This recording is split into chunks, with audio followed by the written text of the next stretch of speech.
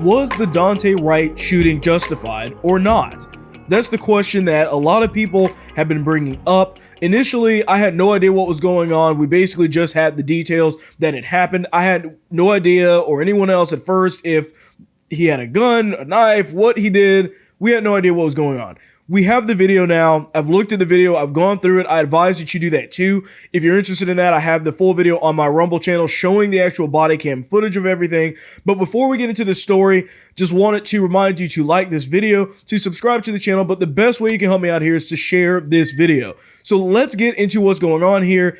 As I mentioned, like I said, we have the body cam footage now. We have the ability to see what was going on exactly as it happened. So basically the real crux of this entire situation now is that the female officer that was involved in this situation literally screamed, "Taser, taser, taser," before she discharged her weapon. Okay, because after this information came out, she said, and the police department said, that it was a mistake. It was a complete accident that she actually pulled her gun instead of the taser. Now, there's a few things that I want to go into here as well. Just a little bit of my background. I was a 911 dispatcher for 2 years. My dad is was a deputy for 26 years at our sheriff's department here in Florida.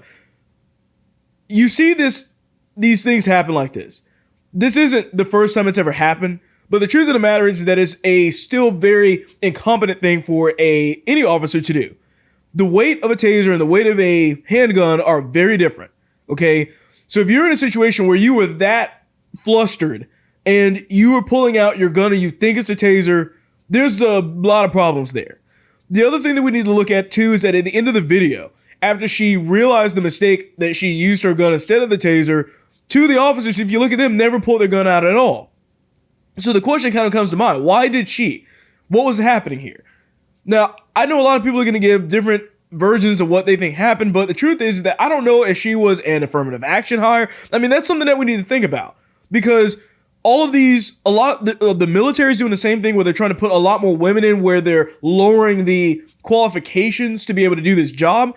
And to be honest with you, even here, police officers don't get that much training as it is. Not enough. And keep in mind, the salary for a police officer here, which is considered as pretty decent, is $45,000. Usually $45,000 to $50,000. That's not a lot of money to do this job. That's not a lot of money to make people want to do this job. I mean, why would you put your life on the line for that kind of salary? That's not a lot at all.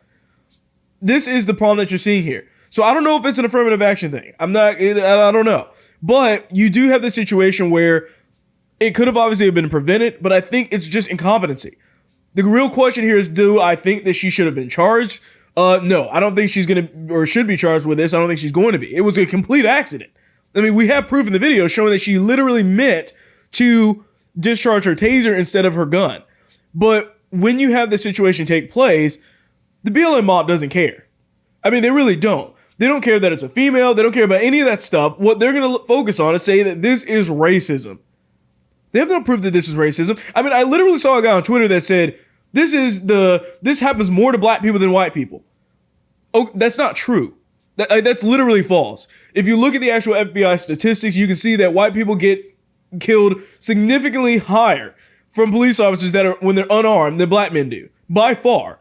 And yet they're going to, of course, ignore those statistics. But the point is here too, I think, and that's the biggest driving point behind all of this, is that this situation could have been 100% preventable if this thug did not resist arrest. Stop putting yourself in a position where you are being pulled over for a warrant. Stop putting yourself in a position where you are resisting arrest. In my honest opinion, the second that you were resisting arrest in a situation with a police officer, you were putting yourself in danger. You ought to know that, okay? Because you are automatically putting your life in their hands. And I'm not saying that being killed is a justification for resisting arrest. What I'm saying is that you are automatically relinquishing your own life to a degree, because you're leaving it up to chance. You're leaving it up to chance. And if anybody had any common sense or was trained right at home, by the way, they would know you don't go running from police. I was taught that. Anybody, regardless of your race, was taught that you don't just go running away from police. It's a simple respect for authority. Something that apparently BLM and all the rest of these people and the Democrats think that black people just can't have. How is that not a low expectation? To literally believe that black people in this country are too stupid to just not run from police.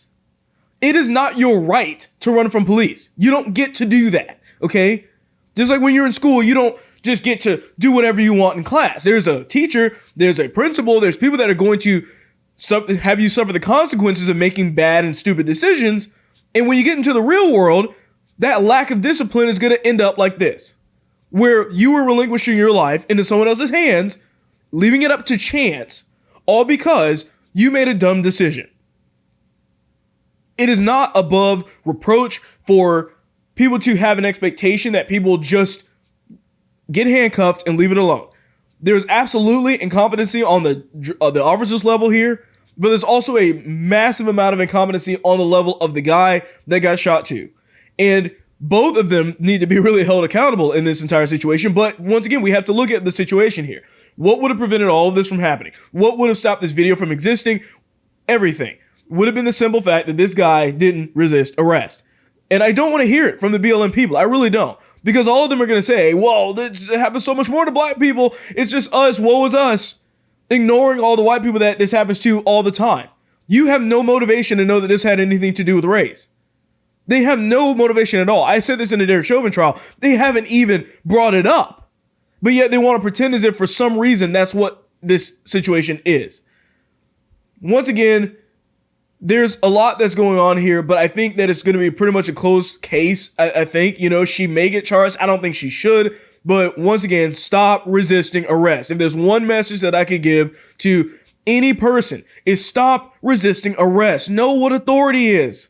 Know what an authority is. And teach your kids to respect authority as well. I don't care if that's you as a parent, their teachers, or police officers. Authority is authority. Teach them to respect that so that they don't end up in stupid situations where they're suffering the consequences and then blaming the world on their own mistakes. This was 100% preventable, and that's the point with all of this. So with that being said, I thank you for watching this video, and I will see you on the next one.